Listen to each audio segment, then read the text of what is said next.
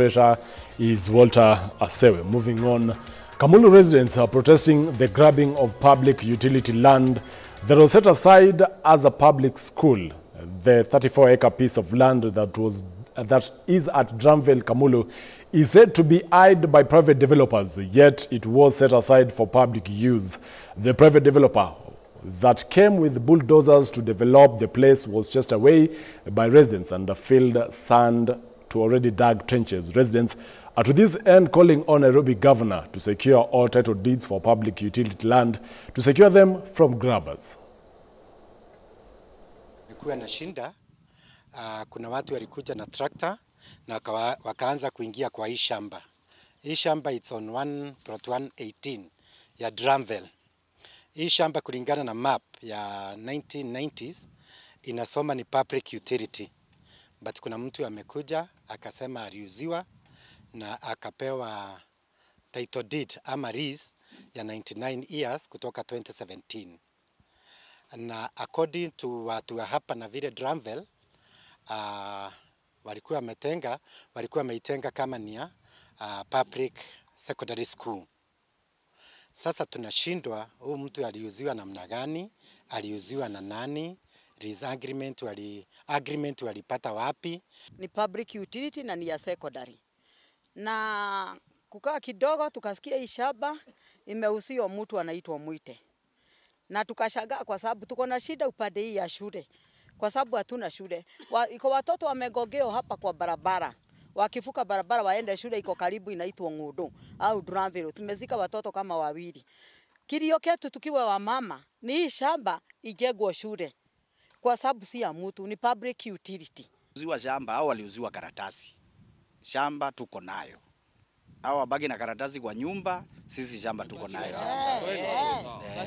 Na ni vizuri waeke makaratasi, lakini wajue shamba ni sisi tuko nayo. Hii mambo ya Nairobi ya watu kuuziwa public utility hatuwezi kubali, kwa sababu shamba ni ya umma na kama waliuziana na huko waulizane na huko. Si hatutaki kujua kama mwenye aliwauzia ako uhai ama amekufa.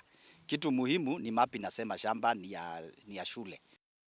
We now focus on this developing story. For the third time, Acting Inspector General of Police Gilbert Masengeli has failed to appear in court. The High Court is this afternoon at 3 p.m. set to make a ruling on contempt of court should he fail to appear by then. In the early morning session, the set told the court that the Inspector General of Police was in Mombasa attending to a workshop and prayed that the court give him another date for him to obey the summons. The court was expecting Masengeli to appear in court on Tuesday for questioning over the disappearance of 3 people in Kitengela 2 weeks ago, but he did not. The judge was informed by his legal team that he is out of office on official duties.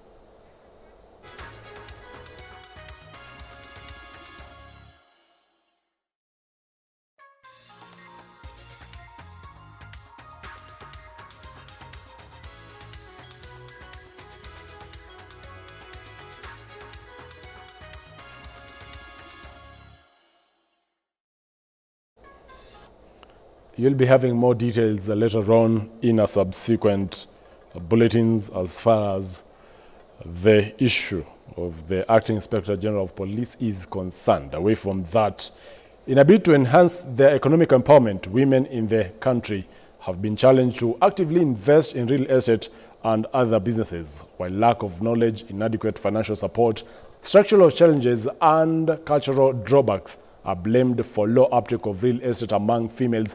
Women have been challenged to rise above the negative and pursue land home ownership. In property, investing in real estate, investing in business, and to get bold and go out there and do what women need to do. You know, in the Bible, it's women who supported everything in the Bible. Go read the Bible very well. Women supported. When you look at the Proverbs 31 woman, she saw land and she invested in it. My encouragement to women is that whatever sharing you have, there's always something that you can grab for. Being a developer, we are doing most of the infrastructure on site, and so far we've been able to create employment, and all the way from the masons, we have the guards, we have the caretakers.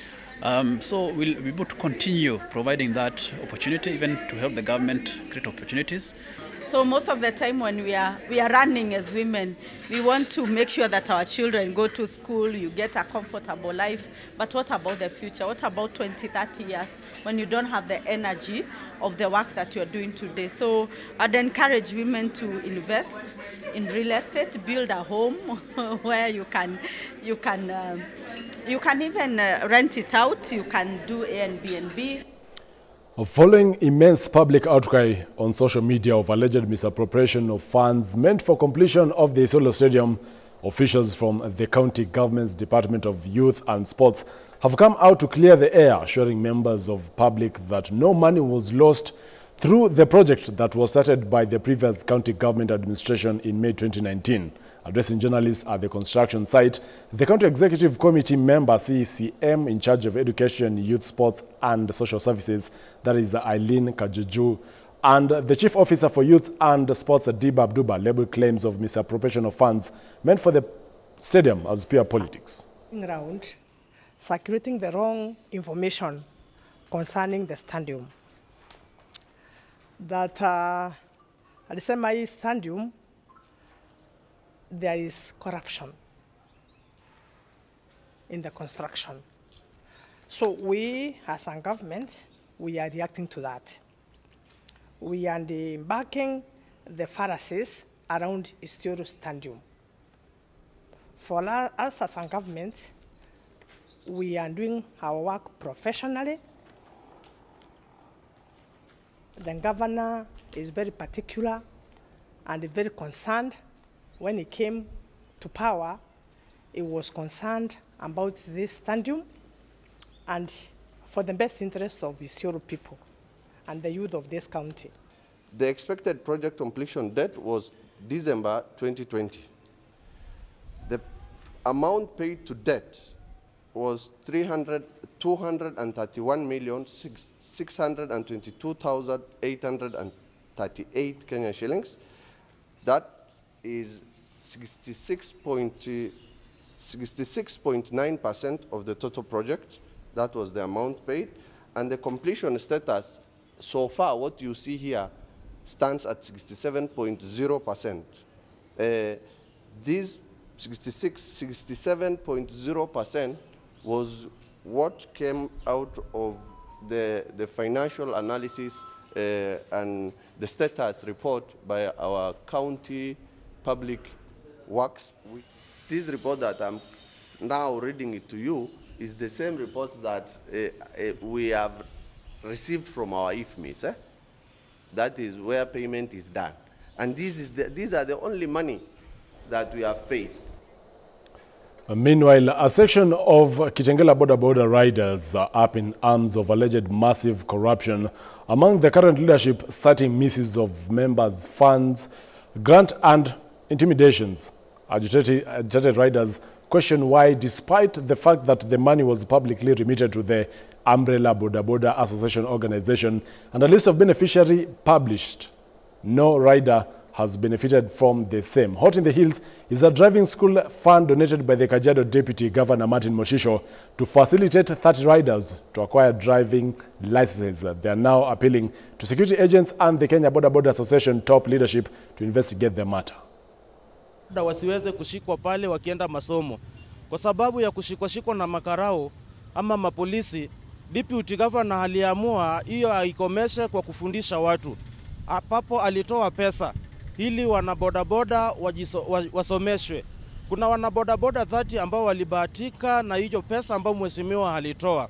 Kufikia hadi wa leo hakuna mwanabodaboda hata mmoja ambaye ameenda shule. Tumejaribu kukaa vikao kadhaa kuita Karanja ili aweze kujibu haya maswali.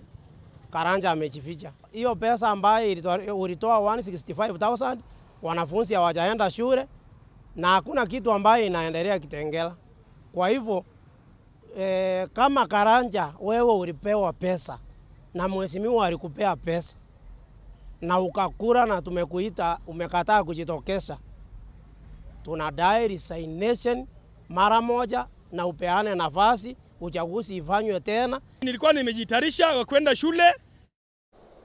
And now to the corridors of justice. 4 suspects have appeared in a Makadara court for 9 counts of conspiracy to defraud and forgery of signatures purporting to be Emily Nyambura Wainaina. The 4 who are Jeff Oluo Chingeta, Geoffrey Kipkirui Koril McDonald Mwanzi Andeti, and Pesian Keterewere on diverse dates between 14th January 2021, said to have conspired to defraud Emily Nyambura. The prosecution argued they were a flight risk and more complainants on board needed to write statements. Principal Magistrate Eric Musyoka Mutunga of the Makadara Law Courts gave until Friday 6th to give a ruling on whether to give bail or not.